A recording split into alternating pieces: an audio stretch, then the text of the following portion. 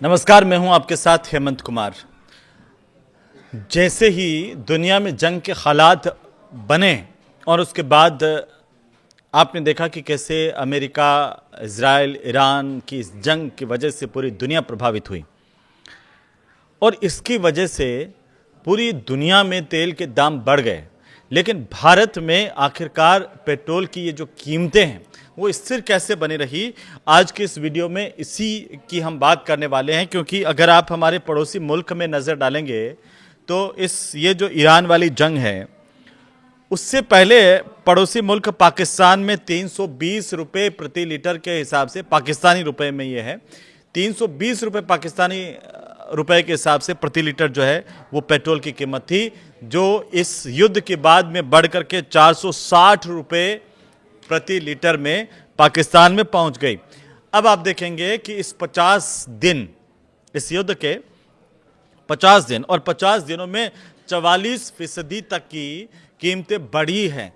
ये इसमें आप पाकिस्तान से लगा करके चाइना और अमेरिका तक चले जाइए तो यही हालात है। लेकिन इन सब के बीच में भारत में पेट्रोल की कीमतें इस युद्ध के दौरान स्थिर कैसे रहीं, ये बहुत महत्वपूर्ण सवाल है और आज के इस वीडियो में इसी पर हम बात करने वाले हैं। क्योंकि जिस तरीके से जंग की वजह से पूरी दुनिया में वैश्विक संकट, हम इसे कह सकते हैं कि ऊर्जा को लेकर के हॉर्मुज स्ट्रेट बंद हुआ, तेल का जो आयात है वो अचानक से प्रभावित हो गया और तेल का आयात जब प्रभावित हुआ तो जाहिर सी बात है कि कीमतों का बढ़ना स्वाभाविक था। लेकिन भारत में ऐसा क्या हुआ कि इस जंग के दिनों में पेट्रोल की कीमतें स्थिर रहीं, भाव इस तरीके से नहीं बढ़े। जैसे 44% की बढ़ोतरी, मैंने कहा कि 50 दिनों में ईरान की जंग की वजह से पाकिस्तान में देखी और अमेरिका में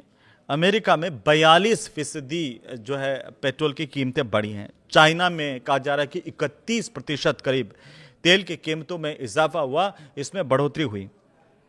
लेकिन भारत में तेल के दाम रहे ज्यों के त्यों, यानी कि कहें कि स्थिर रहे।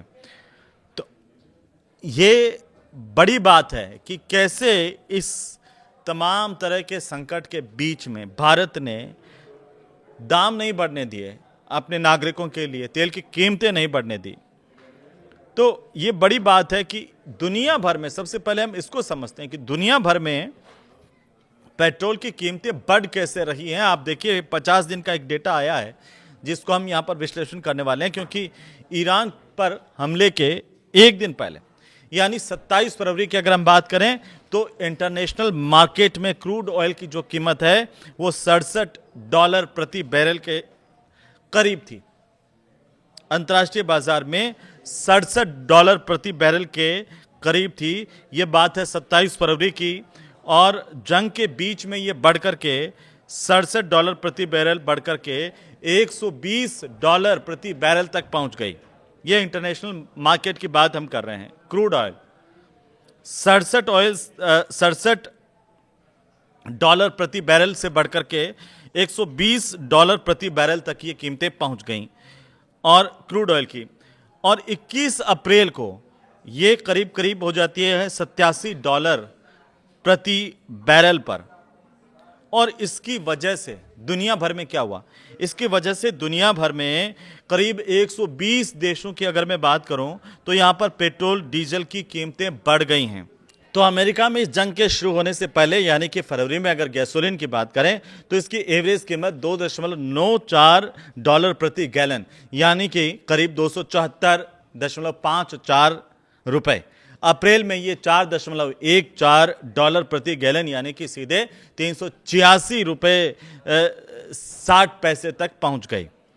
अब मैं एक एक करके उन देशों पर एक नज़र डालते हैं कि कैसे कीमतें बढ़ती चली गईं। ये 50 दिन का वक्त जिसमें भारत में पेट्रोल की कीमतें स्थिर हैं, लेकिन अगर आप देखेंगे फ्रांस में 18% बढ़ोतरी हुई है, ये सबसे कम है। इसके बाद आता है ब्रिटेन जहां पर 19% पेट्रोल की कीमतें बढ़ गई। उसके बाद ऑस्ट्रेलिया है, ऑस्ट्रेलिया के अंदर आपके 29% की बढ़ोतरी हुई है पेट्रोल की कीमतों में। और इसके बाद आप जिनका बार बार जिक्र करते हैं चाइना, लो भाई, चीन में भी इस युद्ध की वजह से जो बढ़ोतरी हुई पेट्रोल की, वो हुई है 31% तक की कीमतों में बढ़ोतरी चाइना में हुई है, हमारे पड़ोसी मुल्क में। हमारे पड़ोस में देख लीजिए श्रीलंका, जहां पर 34% तेल के दाम बढ़ गए इस युद्ध की वजह से। और अगर उससे आगे आप जाएंगे, जिनको आप मानते हैं कि वहां पर बहुत ही अच्छा है, तो वहां पर आप कनाडा देख लीजिए। कनाडा के अंदर 34% तेल की कीमतें बढ़ी हैं। और उससे भी ऊपर जाए यूएई, वहां पर तेल की कीमतों में 36% का इजाफा हुआ है। अमेरिका का उदाहरण कई लोग देते हैं, अमेरिका में 42% पेट्रोल की कीमतें बढ़ गई हैं। और पाकिस्तान का तो रिकॉर्ड मैंने आपको सबसे पहले शुरुआत में बता दिया कि 44% पाकिस्तान में पेट्रोल की कीमतें बढ़ी है। अब आपके मन में बहुत बड़ा सवाल है, सवाल यह कि आखिरकार जब भाई सबके चारों तरफ के देशों में और विकसित देशों में भी पेट्रोल की कीमतें बढ़ गई, तो भारत में ऐसा क्या हुआ कि पेट्रोल की कीमतें स्थिर रही हैं? भारत में पेट्रोल डीजल की कीमतें इस युद्ध के दौरान क्यों नहीं बढ़ी? ये बहुत सारे लोगों के मन में सवाल है। सरकारी नियम है और सरकारी नियम के मुताबिक 2010 से पेट्रोल और 2014 से डीजल को डीरेगुलेट किया गया है। यानी इसकी बिक्री की जो रेट है वो सरकार तय नहीं करती है, बल्कि तेल कंपनियां तय करती हैं। और कंपनियां कच्चे तेल की कीमत, रिफाइनिंग की लागत, सरकार का टैक्स, लागत और अपना मुनाफा सब कुछ जोड़ करके रोजाना एक रेट तय कर देती हैं। ये आप ये भी जानिए कि ये जो स्थितियां 2010 से पेट्रोल के मामले में कही जा सकती है डीरेगुलेशन की और डीरेगुलेट करने की, और 2014 से डीजल भी इसमें डीरेगुलेट कर दिया गया, शामिल कर दिया गया। तो यह हाथ में सरकार के नहीं, तेल कंपनियों के हैं। अब हालांकि तेल की जो कंपनियां हैं वो कितना रेट तय करेगी, इसमें सरकार की दखल भी रहती है। तो इंडियन ऑयल कॉरपोरेशन सबसे बड़ी सरकारी जो है वो ऑयल मार्केटिंग कंपनी है। और इंडियन ऑयल ने एक मीडिया रिपोर्ट ये करी है कि इंडियन ऑयल ने कहा था कि जब उनसे कीमत से जुड़ा हुआ सवाल पूछा गया तो उन्होंने कहा कि ये सवाल पेट्रोलियम मंत्रालय से पूछा जाना चाहिए। तेल संकट के बावजूद भी कीमतें नहीं बढ़ने को लेकर के पश्चिम बंगाल, असम, तमिलनाडु, केरलम और पुडुचेरी के विधानसभा चुनाव से भी कुछ लोग जोड़ करके देखते हैं कि भाई चुनाव आगे इसलिए नहीं बढ़ाई है और चुनाव के बाद बढ़ जाएगी। लेकिन ये बहुत बड़ी बात है। जब हमारे आसपास के तमाम मुल्कों में इस तरह से रेट्स बढ़े हैं तो भारत में इनका स्थिर होना वाकई सरकार की प्रशंसा बनती है इसमें। क्योंकि पेट्रोल और डीजल और रसोई गैस, ये जो कीमतें हैं उनका सीधा असर आम लोगों पर होता है कि अगर ये बढ़ा दी तो इसका असर होगा कॉमन मैन पर। और इसलिए ये कहा जा रहा है कि ये जो कीमतें नहीं बढ़ाई गई थी, लेकिन इसके इतर जो बात है वो ये है कि सरकार की प्रतिबद्धता थी कि नागरिकों पर इस तरह से ज़्यादा भार नहीं डाला जाए। क्योंकि आप देखेंगे कि ये तेल कंपनियों के हाथ में है, लेकिन सरकार की दखल अंदाजी भी है। तो तेल कंपनियों को भी इसके लिए राजी किया गया सरकार की तरफ से, या उनकी जो कहीं ना कहीं उनको घाटा हो रहा था इंटरनेशनल मार्केट में क्रूड ऑयल की कीमतें बढ़ने से, उसको कैसे पूर्ति की जाए, उस पर भी सरकार की तरफ से सहायता दी गई। और 2014 से लगा करके 2019 तक तेल की कीमतें स्थिर। तो इसलिए कुछ लोग ऐसा कह सकते हैं कि भाई चुनाव के बाद तेल की कीमतें हाइक कर जाती हैं, लेकिन ऐसा नहीं है।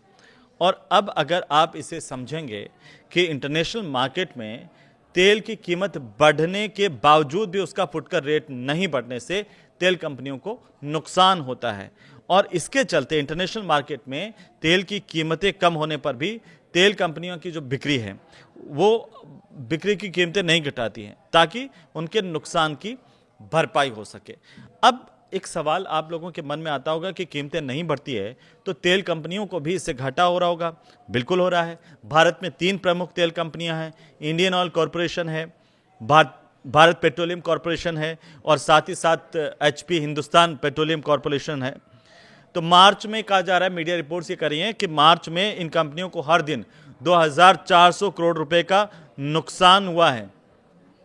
ऑस्ट्रेलिया की जो मल्टीनेशनल बैंकिंग कंपनी है मैक्चुरी ग्रुप लिमिटेड, उसके मुताबिक एक अनुमान है कि जब कच्चे तेल में $10 प्रति बैरल की बढ़ोतरी होती है तो भारत की जो तेल कंपनियां उनको ₹6 प्रति लीटर का घाटा होता है। और कच्चे तेल की कीमत जब 135 से $165 प्रति बैरल तक होगी तो भारतीय कंपनियों के लिए प्रति लीटर पेट्रोल की अगर हम बात करें तो ₹18 और प्रति लीटर डीजल पर ₹35 का नुकसान होता है।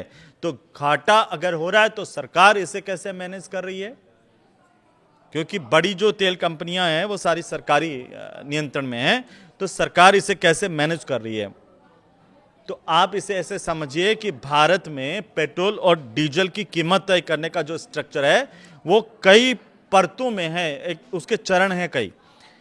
मार्केट में कच्चे तेल की कीमत के अलावा क्या होता है, सरकार से लगने वाली जो ड्यूटी है वो भी इन कीमतों पर असर डालती है। और सबसे पहले अगर आप देखेंगे तो कच्चा तेल रिफाइनरी में प्रोसेस होता है और पेट्रोल डीजल में बदलता है और इस पर डीलर का कमीशन लगता है जो ₹2 से लेकर के ₹4 प्रति लीटर तक हो सकता है। और इसके बाद केंद्र सरकार की इस पर एक्साइज ड्यूटी लगती है।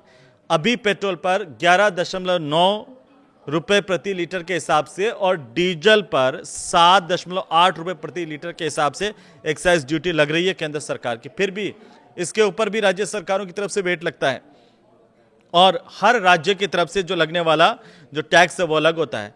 और इसीलिए आप देखेंगे कि अलग अलग राज्यों में थोड़ा बहुत फर्क होता है। मुंबई में अगर आप देखेंगे 103 रुपए 50 पैसे, दिल्ली में देखेंगे तो 94 रुपए 70 पैसे, भोपाल में देखेंगे तो 106 रुपए 60 पैसे प्रति लीटर के हिसाब से पेट्रोल की कीमत है। तो सिस्टम क्या है, इस सिस्टम से पूरे तय होता है कि ये जब कच्चे तेल की कीमतें बढ़ती है तो सरकार क्या करती है, सरकार तुरंत मार्केट दाम नहीं बढ़ाती है। और पहले क्या होता है, एक्साइज ड्यूटी सरकार कम करती है या तेल कंपनियों से कहती है कि थोड़े समय के लिए वो घाटा उठा लें।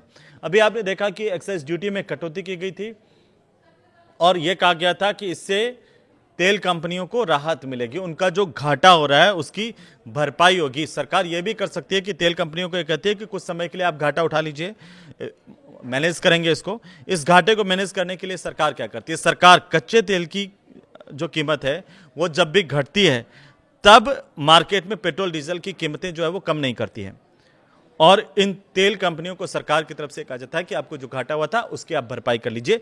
इस तरह से ये चीजें स्थिर होती हैं।